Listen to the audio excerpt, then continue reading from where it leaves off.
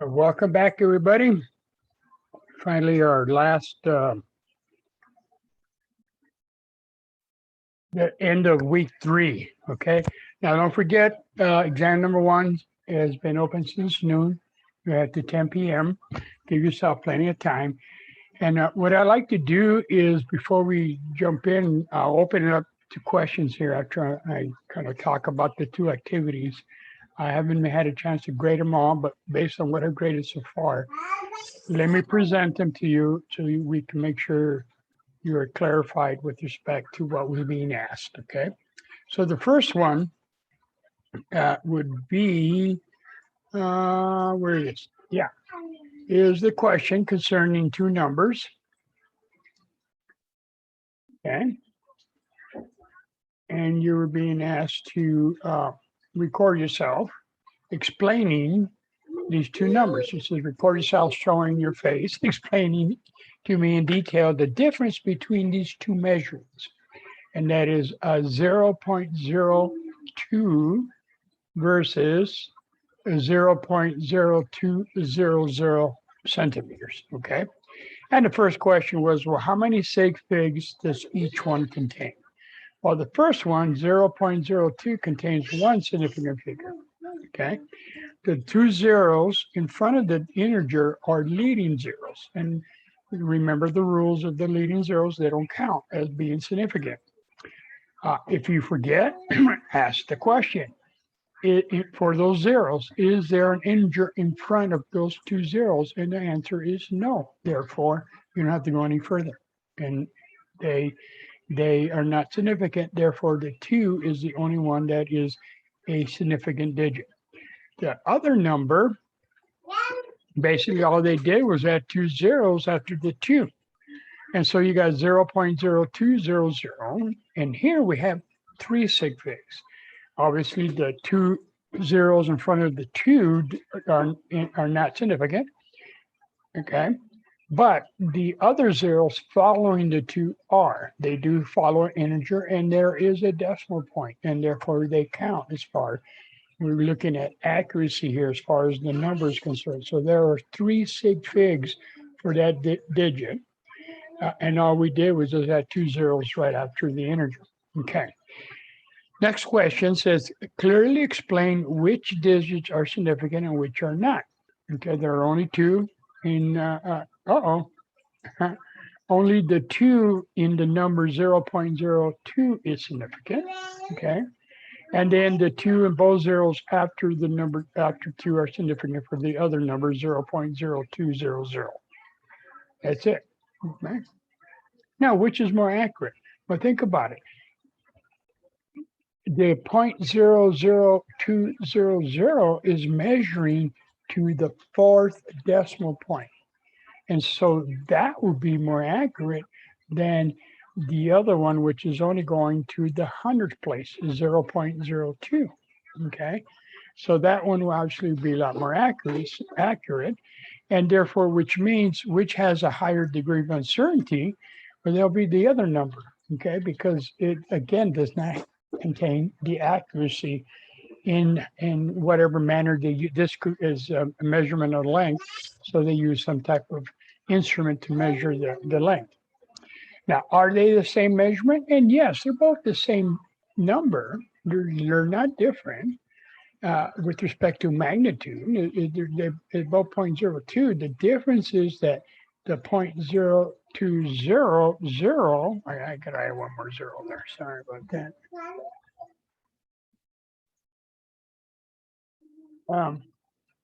Is more accurate because it's being measured to the 4th decimal point or the 1/10,000th place, okay? Whereas the other number is 0.02 is only going to the 100th place. All right, so that's where they differ. And that's simply the difference, they differ in the accuracy.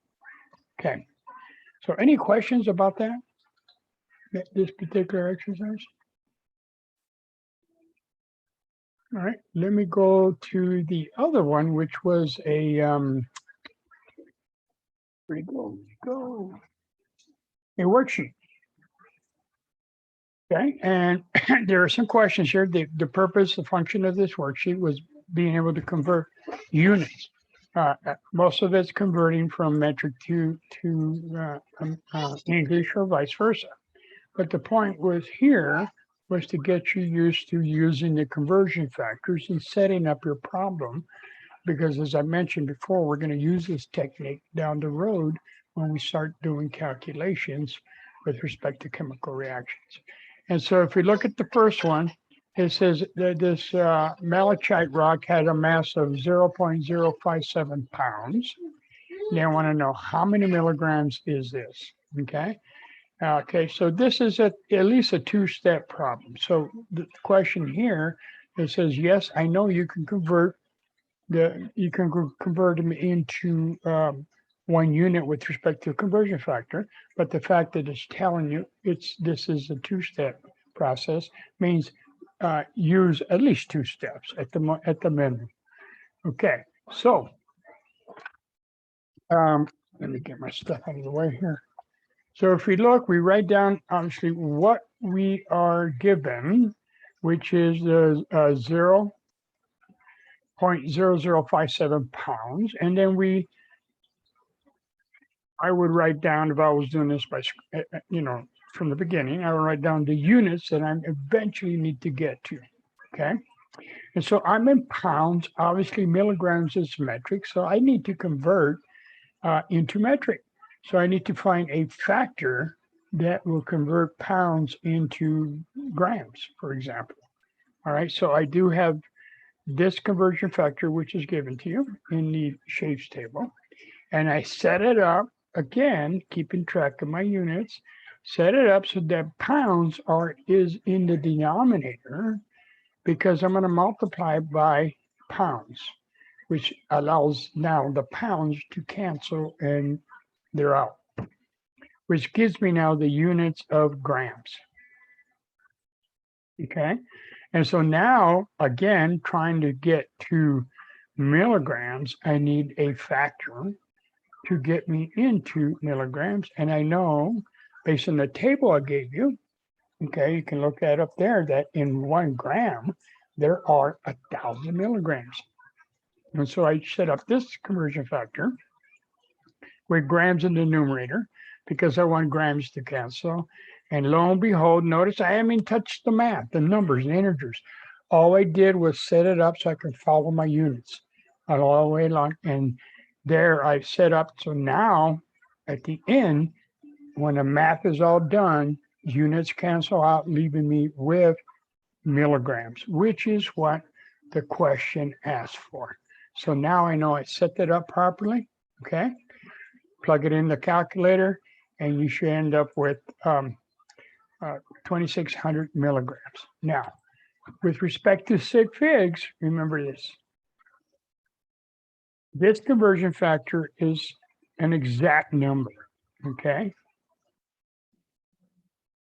This is not. This one, the 454 grams, is not exact. So it could be a factor with respect to Sig Figs, okay?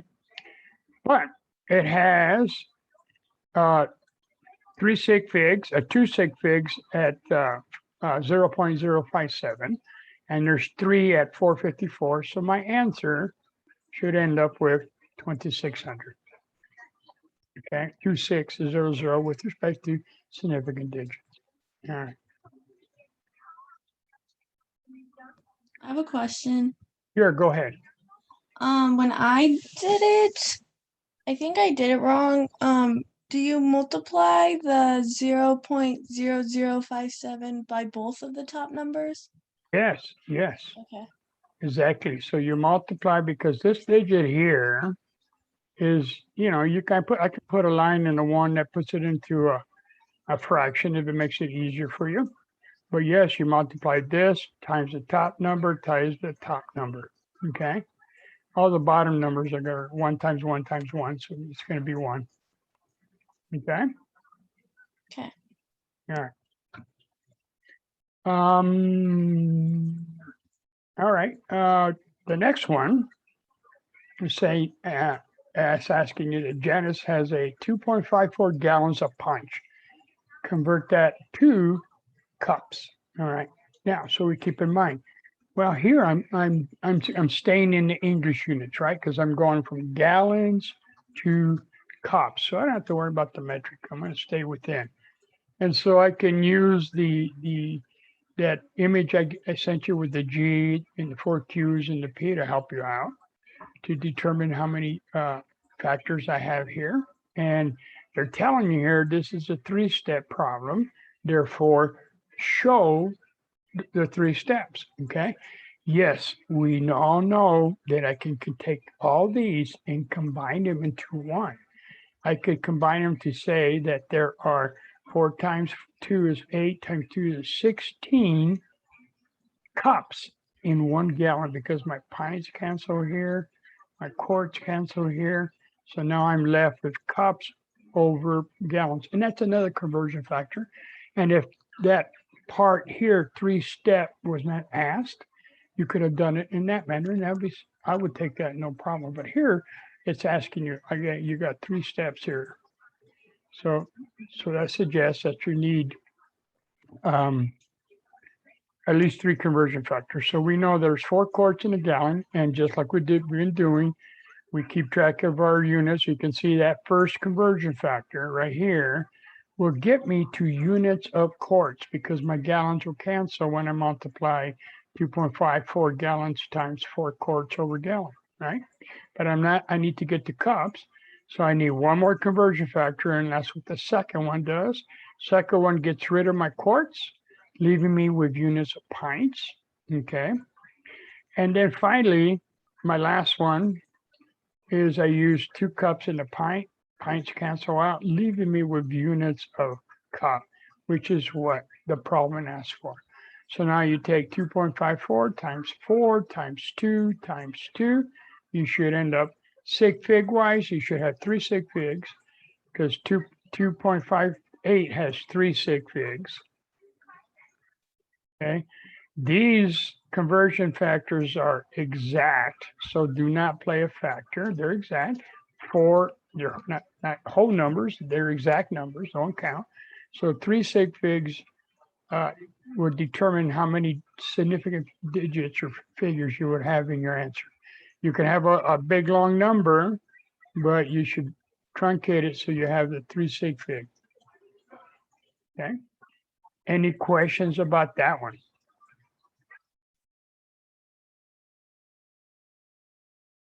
And we're doing this one. All right, now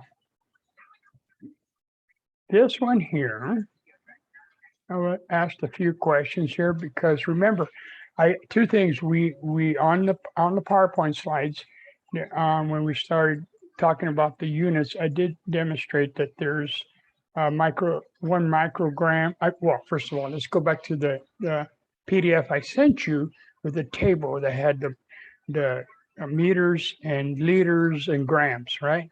And how the prefixes all could be used for regardless of mass, volume, and length. Okay, so we can have micrometers or microliters, right? And so we know that in 1 liter there are 1,000,000 microliters. We also know that in 1 liter there's 1,000 milliliters. Okay, normally we can combine these conversion factors like I was mentioning here. You notice my liters cancel here? So I can take 1,000,000 divided by 1,000 and I have a conversion factor of liters per milliliters and go from there. But again, read the problem, okay? And it's asking it's gonna be more than 1. You know, try to, you know, when you read the problems, you know, be diligent in looking at the question, okay? Because if you only read the question part way, you're not going to set that up properly. All right. So we know that we're given 1.25 milliliters. We want to get to microliters. So the common factor for milliliters to liters is 1 liter. The liter unit combines these 2 different units. So I know that in 1 liter, there's 1,000 milliliters. So I can get rid of milliliters there. And then I also know that in 1 liter, there's 1,000,000 microliters. So I set it up with liters in the denominator. See where these two conversion factors, their common unit that they had was the liter connection, okay? And now with respect to units, I'm at microliters. And now you simply do the math. Both of these conversion factors are exact numbers. So your digits should end up with 3 Sig Figs because you had 3 Sig Figs in 1.25. Okay.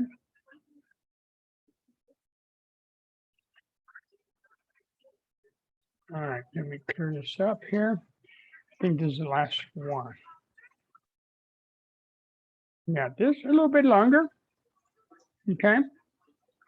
And they're telling you there's more than 4 steps because again, they're asking you here that to show the steps. And if you stop at 4, that would have been fine, 4 steps. But what's shown here, you got 1, 2, 3, 4, 5, 6 conversion factors to get you from miles to kilometers. Okay. That's what you're looking for. You want 17. You start off, you're given 17 miles and you're being asked how many kilometers are needed. Okay. Note how many Sig Figs you have at 17. I got 2 Sig Figs. Okay. All of the conversion factors that I'm utilizing are exact numbers. So keep that in mind because now when you finally do the math at the end, you're going to keep it down to 2 Sig Figs. So we need to convert miles. We're going from English units to metric units. So I need a factor that eventually will get me into the metric system. And this is the common factor here, 2.54 centimeters per inch. So if I can convert the miles to inch, then I'm good to go because now I can get into the metric, and from the metric, I can now move it to whatever units I need. So I know from a couple of things I could have said 5,280 feet per mile. That would have worked here too. I would have changed my conversion factors a little bit, but it would have worked. But I do know there's 1760 yards per mile. I set it up with miles in the denominator, giving me yards on top. Okay, notice again, I may sound redundant and I'm doing this for a purpose, okay? I'm not plugging in any numbers in the calculator yet. I'm just setting up the problem and making sure my units cancel out properly. Then I got yards, so I want to get to feet eventually, or get to kilometers, or get to inches. Remember, I lose track. I'm going to get to inches eventually here. So I know that there are 3 feet in a yard. So that cancels my yard. And then plus I know there are 12 inches in a foot. So that this factor here gets rid of all up to this point right now, I am in units of inches. Okay. So if I needed to stop the problem, my answer would be in inches. But I got to get to metric. So this factor here gets me into the metric world. Okay. Because I know there's 2.54 centimeters in an inch. I set it up with inches in the denominator, and now I'm in units of centimeters at this point. Okay, but I need to get to kilometers, so then I bring in my other units, and I know, again, like the liters we just did up here, microliters and milliliters, the common factor they had was liters. Well, up here, between kilometers and centimeters, the common factor they have is meters. Okay, because I know that in 1 meter, there are 100 centimeters. So I set it up with 100 centimeters in denominator because that cancels. And then I know I'm going to get rid of meters. So I know that there are 1,000 meters in a kilometer. And I am there with respect to units. Okay, now the math is left up to you. So you take your 17, multiply by 1760 times 3, times 12 times 2.54, divide by 100, divide by 1,000, you should end up with, after you truncate it and get in the correct Sig Figs, you should end up with 27 kilometers, okay?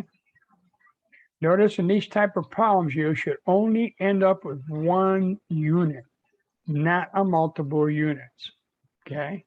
Because that's the point. You're going from miles to kilometers. So you shouldn't have any other units other than the one unit you're looking for.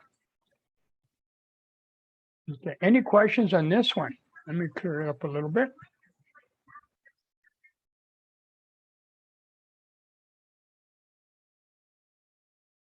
I think that was it. Yeah.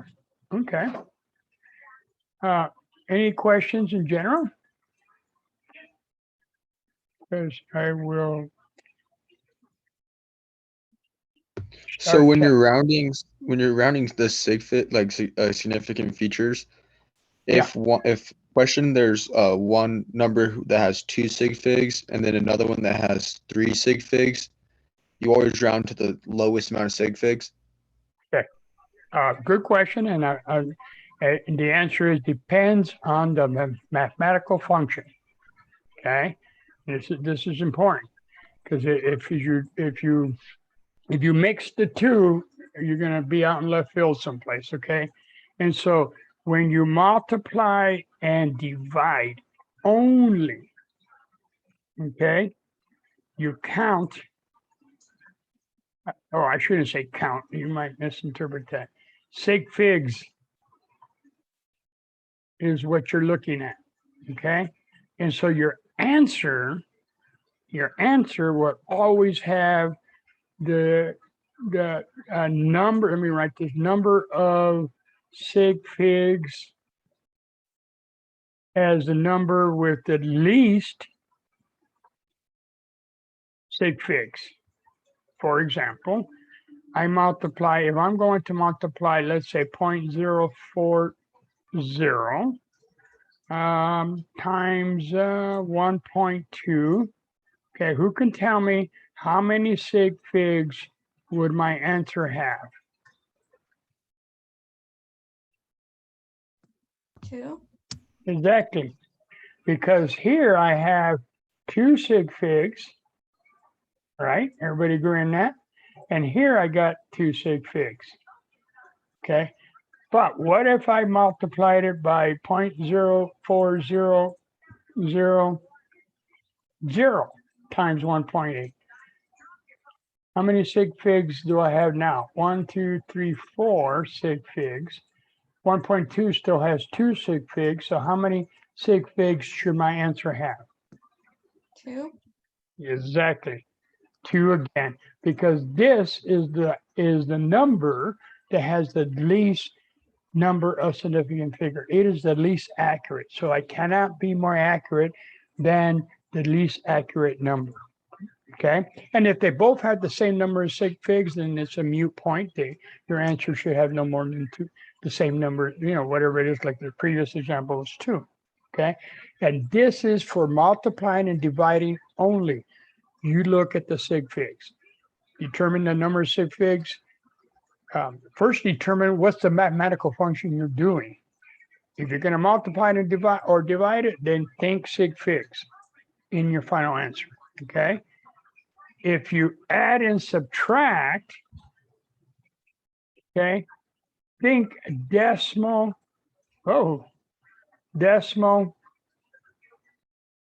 places. So if I'm going to take, let's say 40.23, and I'm going to add it, or even subtract 1.2, right? Let's add it. Okay, so my answer would be 41.43. Everybody agree on that? Okay. However, how many decimal places is the first number I have? 2 decimal. No. Okay. How about over here? 1. 1. And so my answer has to have 1 decimal point. So I need to truncate that number, anything that follows after that 4. So I do the rounding rules like we normally do. Is the neighbor greater or equal to 5? If it is, you round up to 4. It's not, you keep the 4 like it is. And so that number is reported as 41.4. Okay. Because in here, again, you're not doing anything different with respect to accuracy. The 1.2 only measures to the 10th place. That is least accurate than the 40.23, which measures to the 100 place, right? And so the one that has the least accuracy is the 10th place, the 1.2. So your answer cannot have more than decimal places than the least accurate or the least number of decimal places. Okay. Does that help you out there? Yes, it does. Thank you. Okay, no problem. Now, the other thing to remember, let's say you got a number like this, you know, you sometimes the mathematic function, you come up with a number like this and you got all these numbers. And then you know that your answer has to be 4 sig figs, okay? Because you did something over here mathematically or decimal, or you added, subtracted, multiply, and divide. Either way, this is where you're going to need to truncate. So you follow the rules like we just explained. Now, do not go way down here and then kick this guy up and then drop this guy and then this guy. No. We don't care about what's over there, okay? Just the immediate neighbor. That's it, okay? And then at that point, round that 3 up or leave it alone. Okay. All right. Any other questions? Can we do another example of one of the volume questions? The volume, like converting the volumes? Yeah. Okay, let's go back and where do you go? Like this one here?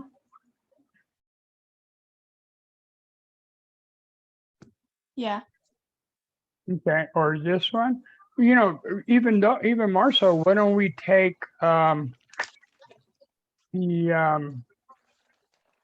mean, we could do multiple things here.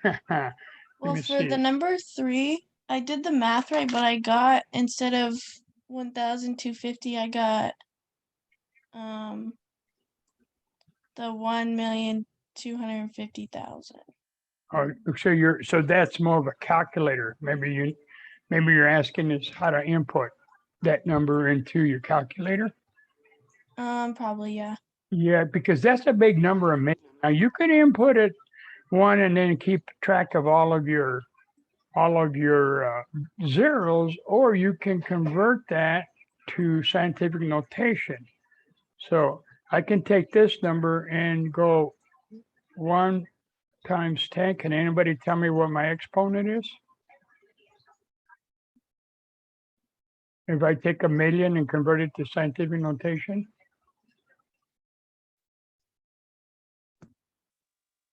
Is it 10? Would No, it's not 10. wouldn't it be wouldn't it be 5? No, it would be 5. Here's your decimal point. You want to move it from here to the last integer, which is a 1. So you got to stop right in front of the 1. So 6? It'll be 6, right? 6 positions. Here's the first 3 and then 3 more. So it'll be 1 times 10 to the 6 in scientific notation. You see that? Okay. And here, the 1,000, we don't have to change the scientific notation. The calculator would understand that. So let me share my calculator. Make sure it's running. And we'll plug that number in. Okay, so here's my calculator. So I'm going to take 1. Let me clear it up a little bit. So I got 1 point. There we go. 1.25. Okay. We're going to divide that by 1,000. Okay. And now we're going to take that number and we're going to multiply by 1,000,000, but I'm going to put it in scientific notation. So I take that number and I type in 1 first, and then my calculator here is the EXP. Remember, your calculator could be the double E, or it could be the little x, 10 to the x power, to get me into scientific notation. And so when I hit the EXP button, I get into scientific notation format for the Windows calculator. Now I can type in the exponent, which we agreed was 6, right? And so now I then hit the equal like I would normally do for any calculation. And, oh, pushed the wrong button. 1.25 divided by 1,000. Let's try that again. Okay. Times 1 and then exponent 6. And now hit the equal. I get the number 1250. Okay. Which is what the answer was. And so you said, who asked me that they got a different number? Then it probably was pushing the correct number in your calculator. Yeah, I didn't do the 1,000 part. Oh, yes, you got to remember, you got to divide. I see what you did. So you took 1 million multiplied by 1.25 million, and Yeah. that's why you got a totally different number. Okay, understood, but you gotta divide it. So if you took 1.25 and then you multiply it by that, you probably got that number. 1,250,000. Correct? But that's Yes. because you forgot to divide by 1,000. Yeah. So you got it set up properly. It was just a math problem. Okay. You know, keeping track of details very, very, very important. And not only here, but it's really a skill set that I guarantee you get out to the work field. If you're not there now, that it's very important with respect to detail. And so maybe, here in your educational process is a time to start picking up on detail, because it will definitely benefit in the quote real world, as they say. Okay. All right. Well, any other questions? Did that help as far as your volume question, or is there something else you wanted to see?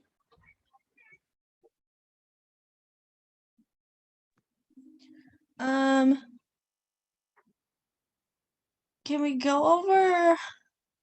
Oh, never mind. Actually, I think I got it. Okay. Notice I'm enjoying the beach back here, right? All right.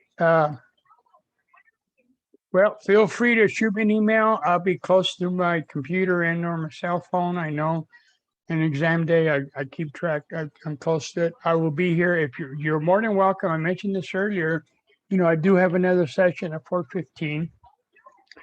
By all means, you guys are welcome to do the 4:15. And then again, tomorrow, the SEC class, I'm doing that, so you feel free to jump in there. Yes, I know this is your official section that you signed up, but I don't have no problem you guys jumping in the other ones to get more of the same, so to speak. All right, any other questions? Okay, I actually have one more. Sure. For the density ones, say you're doing grams and milliliters, the grams would go for the mass, and then the milliliters would be the volume. Because mass divided by volume. Okay, so by definition, density is equal to mass divided by volume, which I'm just going to write it out. Mass divided by volume. Most of the time, the mass we utilize is grams, and the volume we utilize is milliliters. Okay. And so a lot of times you see capital D. I've also seen it written as lowercase d. Really don't make a difference. We know it's density. Doesn't make a difference in this case. Okay. And so that is the definition of density. Now, everything has density. every chunk of mass out here has mass and has volume. Okay. All the solid, liquid, and gases, all the states of matter have density. Okay, so as long as you can measure the correct, I think I mentioned we have two ways dealing with density. One is just a direct, you're given the mass of something and the volume. And you just simply, let's say you're saying 4 grams is the mass and I don't know, 10 milliliters is the volume. They want to know, calculate the density. Well, just plug and play here. Type 4 grams divided by 10.0 milliliters, okay? And just do the math like you normally. But your units will be grams per milliliter because the units here do not cancel. Okay, that's they go along. That's the units of density. If it was grams over grams, they would cancel. If it was milliliters over milliliters, it would cancel. And so with that, you will have the density of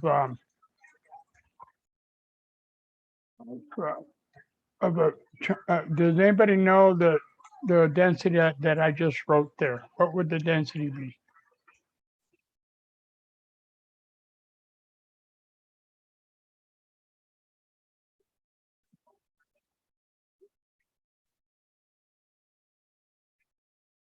Or divided by 10, 10.0.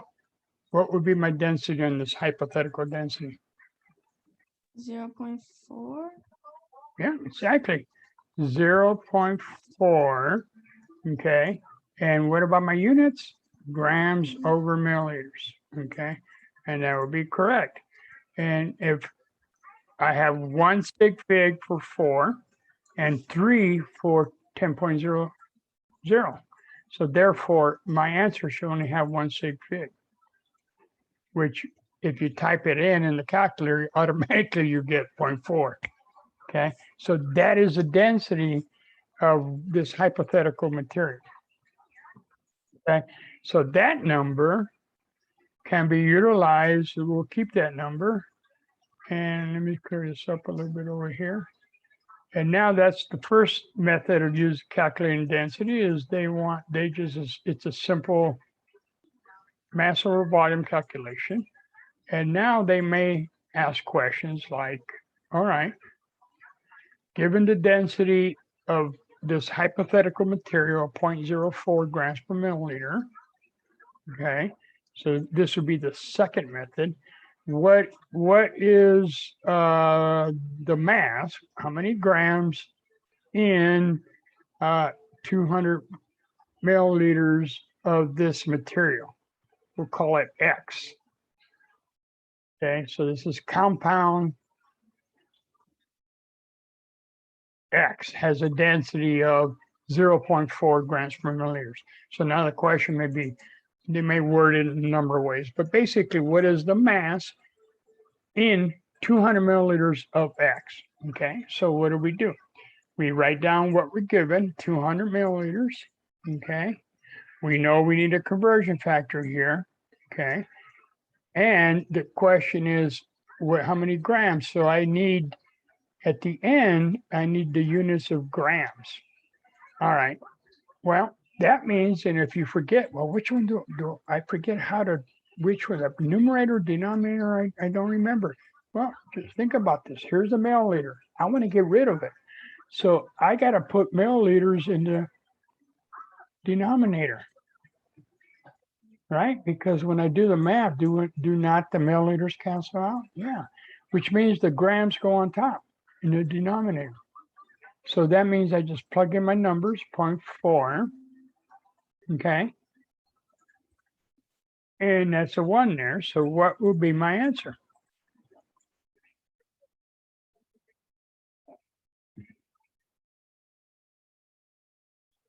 Anybody know? 0.4 is 200. Wouldn't that be 80? Is it 80? Yep. So it would have 80 grams. if I had 200 of this hypothetical compound X and I had a volume and measured out, I don't have to weigh it because I know its density. We just calculated over here. I can calculate its mass. And so 200 milliliters of this material would weigh 80 grams. Okay. And it turns out to be in the correct sig fig. So I got one sig fig there, one there. So my answer should have one sig fig. All right. So this is an example using density of calculating the mass using density.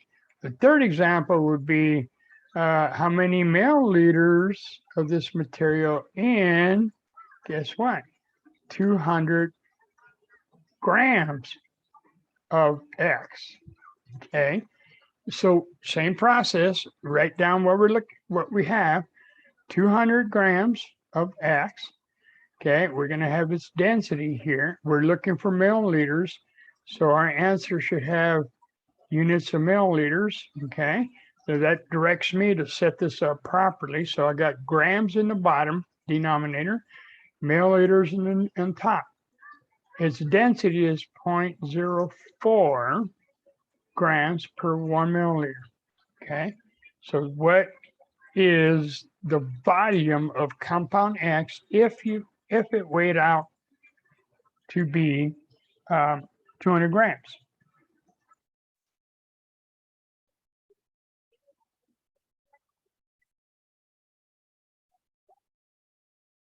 What do you get?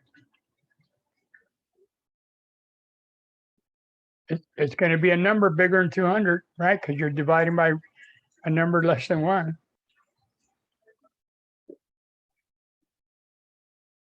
With 500 milliliters, does that sound reasonable? Yeah, it is. Okay. And so those are the 3 examples of using density. Example 1, simple, you're given the mass, you're given the volume, you take those 2 numbers and divide them. Don't forget the units. Number 2, you are asked to determine the mass or the weight if you're given the volume. Okay. And then the third one, you're asked to determine the volume if you're given the mass. And in both cases, you're using density. It's density. You're just either putting the grams in the numerator or putting in the denominator, whichever you need, depending on the question.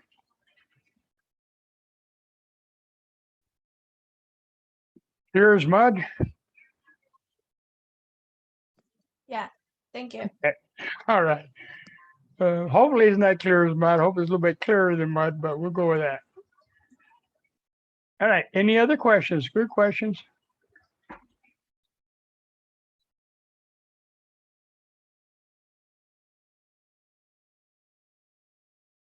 No.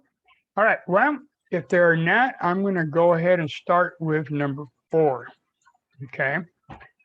Chapter 4. And like I said, if you think of other questions later on, feel free to come in my 415. If that doesn't work for you, shoot me an email. I'll be watching my email closely, like I mentioned before. Okay, so chapter 4, we're gonna talk about the atoms, okay, and how we came up with the model of the atoms that we have. Now let me qualify this. Okay, this is our current model that we have. Okay.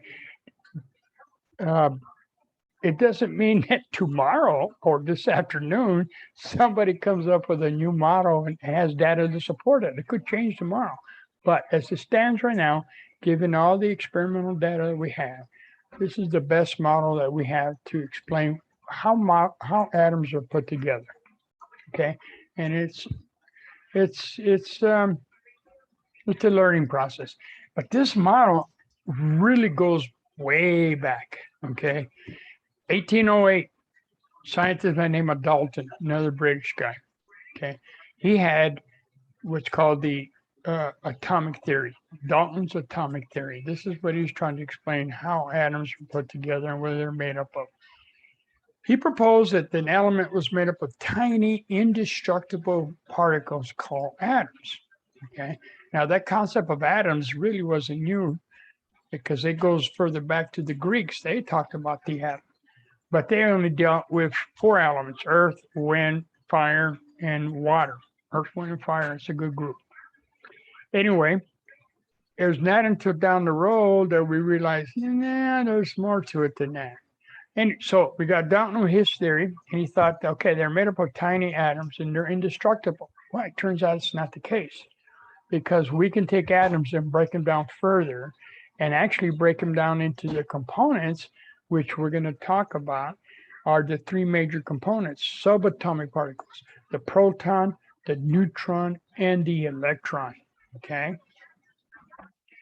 Now, he also came up and said that all atoms of an element are identical, which is correct, okay, and have the same properties, which is not 100%. Because I may have used this example before. Carbon. We're all familiar with carbon. We're made up of carbon. But carbon, under pure carbon, 100% carbon, depending on how its configuration is, can be made to make diamonds, which is the hardest material on earth, or it could be made to be made into a dried lubricant or graphite, very slimy material. In both cases, they're carbon, but they have totally different properties. Okay, they are identical but have different properties. We excuse me. We come to define compounds. Compounds are made up of different elements that are combined. Okay, so we have elements, either single monatomic elements or diatomic. They combine to form a compound. So a compound, you can see here, there's two compounds, one with the red and one with the green. They're recombined. That represents 2 different elements. Therefore, it is classified as a compound. Okay. When compounds come together, they come together in small whole ratio numbers. Okay, so therefore, when we write formulas, we're not writing like half atoms, 3/4 atoms. It's a 1 or nothing. It's a whole number. It could be a multiple of whole numbers. For example, H2O. The subscript H tells you that there are 2 hydrogen atoms combined with 1 oxygen. If there's no subscript, okay, it's understood to be 1, just like in mathematics, in algebra. No number in front of it, it's understood to be 1. So H2O consists of 2 hydrogen atoms and 1 oxygen atom. Now, here's something to remember. You put it back to your head here. Notice we write H2O, okay, followed by oxygen, okay, which is different than saying H2. There's nothing following H2. This is diatomic hydrogen gas. Diatomic hydrogen gas. And so this 2 is not telling you it's diatomic. It's telling you there are 2 atoms of hydrogen bonded with oxygen. Now, 99% of the time, we generally tend to write the first atom, the first element first, and that is what we call the central localized atom. So if I were to write carbon dioxide, I would write carbon first, and then what follows is what's bonded around the central atoms. The only exception to that is water. By convention, it's written H2 and O. In this case, water, we have oxygen in the center, and then bonded are the 2 hydrogens. Okay, this line I made right here, okay, that represents a bond between hydrogen and carbon. We're going to learn more about that. Okay. And, all right. So also, we're still dealing with Dalton's atomic theory. He says atoms of 2 or more elements can combine to form different compounds, and that is true. Okay, because here 2 examples. One I just mentioned, carbon dioxide, and the other one, which we're all familiar with, is a poisonous gas, carbon monoxide. Okay, carbon dioxide telling you there are 2 oxygens, carbon monoxide telling you that there's 1 oxygen. Okay. Introduction to the naming of these compounds.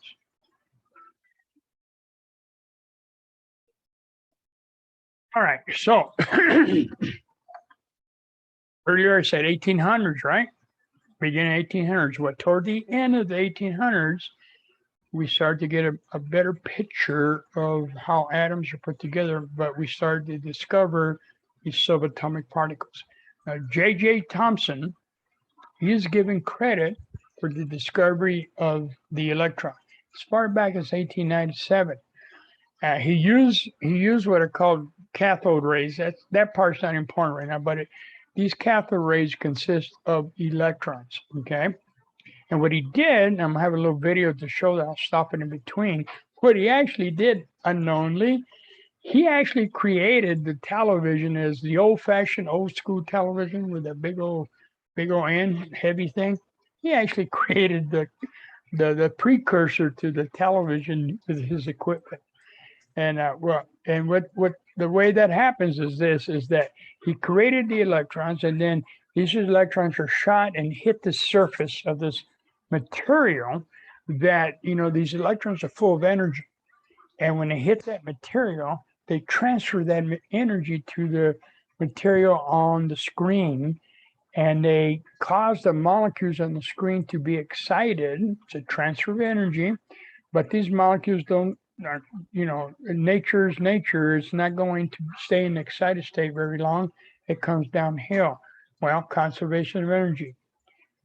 Energy going in has to equal energy going out. And when the energy of the screen, those molecules, they come back down, they release the energy they picked up as light. So we see an image.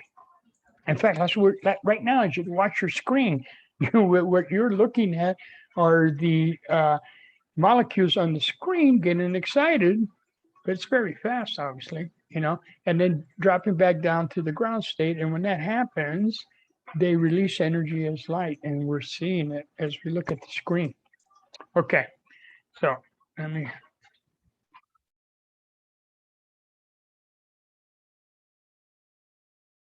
Okay.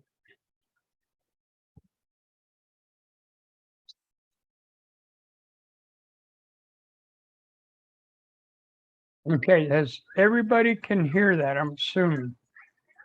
If no one can hear that, let me know. So the way it's set up here, you can see we have up front.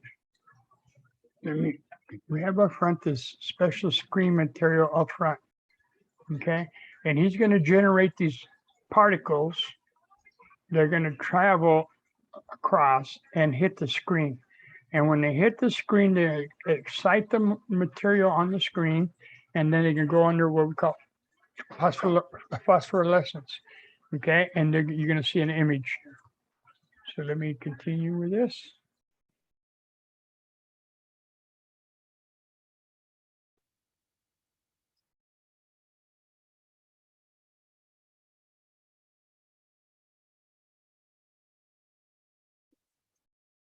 Notice on the screen that green material. So the red represent the electrons that are traveling, and then they hit that screen, and then it transfer that energy that the electrons send onto the surface of the screen, and you're able to see that image of that green color.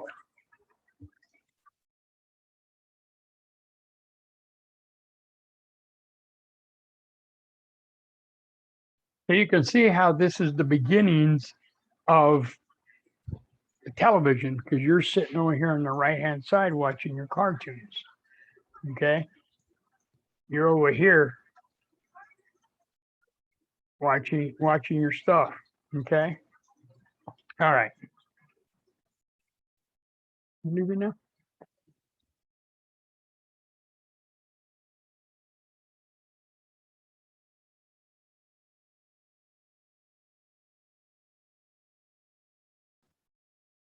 Okay.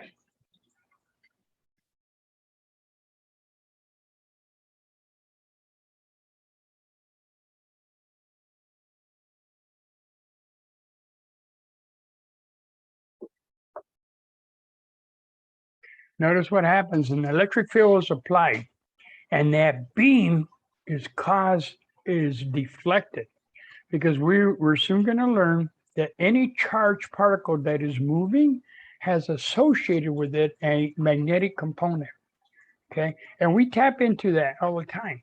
A lot of when you go turn your car and you got the automatic flip your open unlock your cars.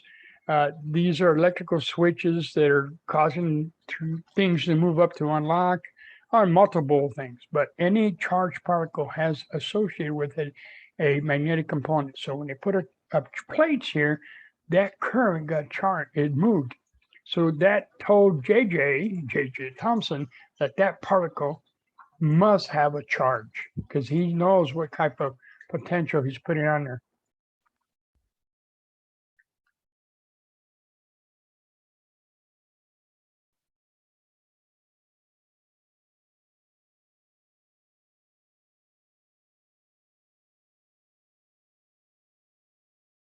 And again, putting a magnet in there in the presence of that charged particle causes it to deflect the stream, that beam. Again, because a charged particle has associated with it a magnetic component. Now you can notice that's why the old-fashioned televisions were so heavy, because in the back, they had 4 big old magnets. And what it was doing, that beam with the signal was moving up front, so you can see whatever, taking the image, the electrical image, and converting that to an image so you can see your cartoons up front. Anyway, let me continue.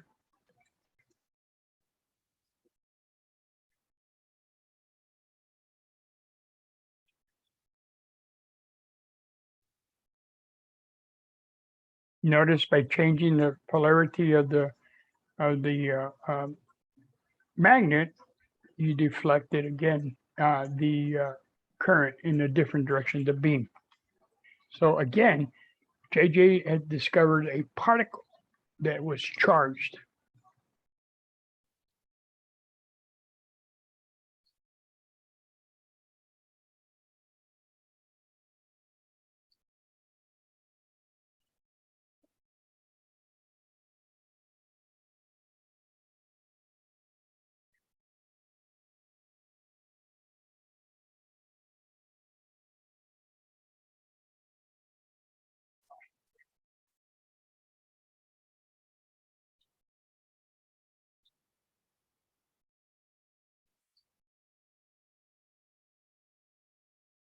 Now, we're not going to obviously get into detail of this equation.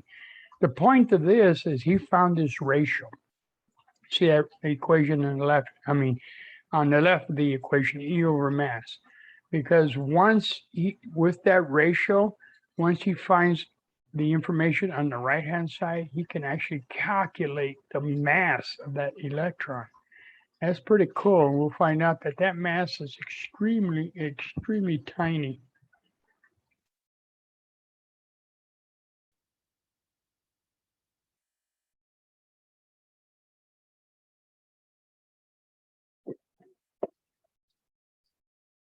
Oh.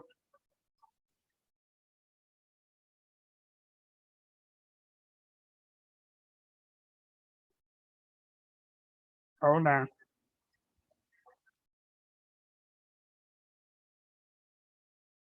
That's where I meant to stop it. So now he's got that constant on the right-hand side, and knowing the E, he can calculate for M and determine what the mass of this electron was. All right.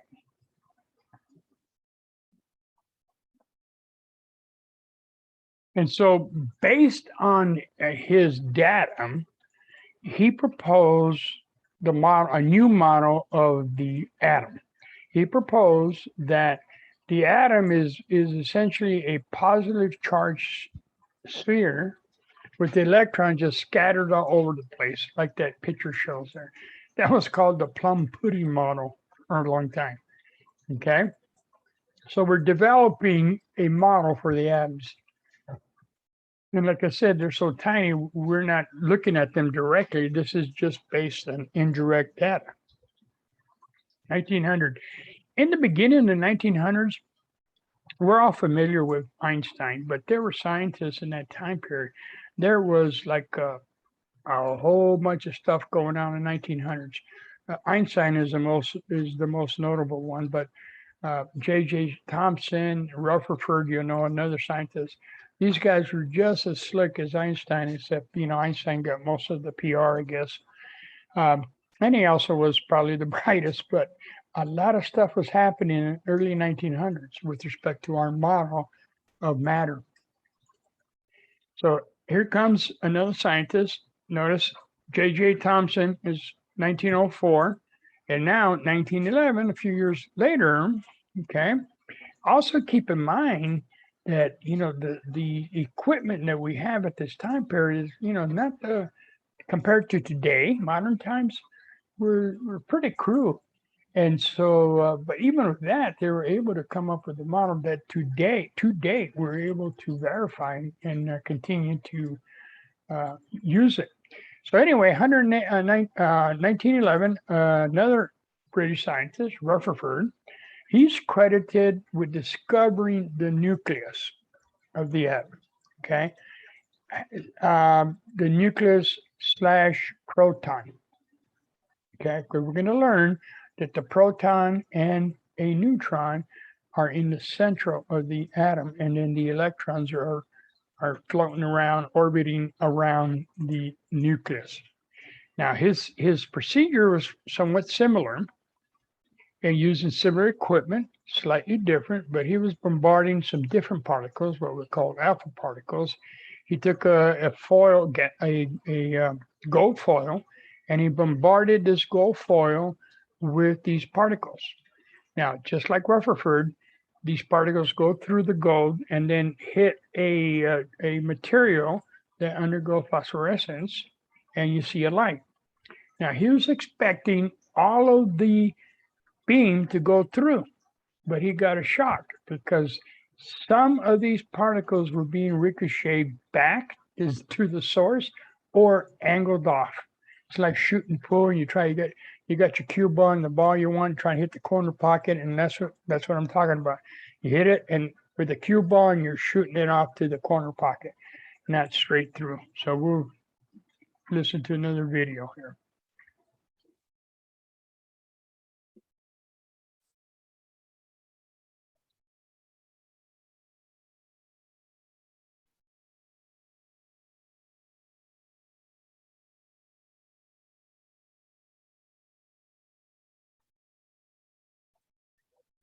Notice here that most of the particles here, similar setup, going through a gold foil in the center.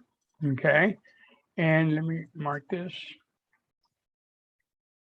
And most of you can see here the image that they were observing. They were expecting it to be there, that most of the particles just shoot right through the gold and hit this material so they could see it. But occasionally you can see there was images on the side, okay? And all the way to the back, and then sometimes they were going all the way back to the source. So that kind of surprised them.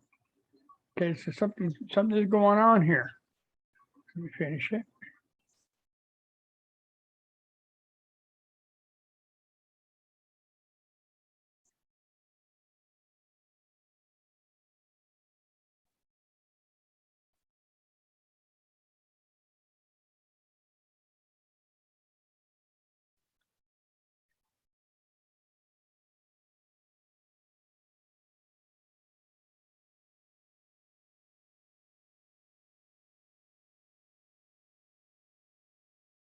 Okay, so if the plum pudding model was correct, then and they had no idea about the nucleus and how big it was, that occasionally the bulk of the material shoots right through the atom, but occasionally ricochets back, and that's because there's something in the center of the atom that's very dense, much more dense than the particles being shot at. And so when they hit that center, they were being ricocheted off in a different direction. Okay, and that is what Rutherford then proposed. We have a different model here than the plum pudding. Something else is going on.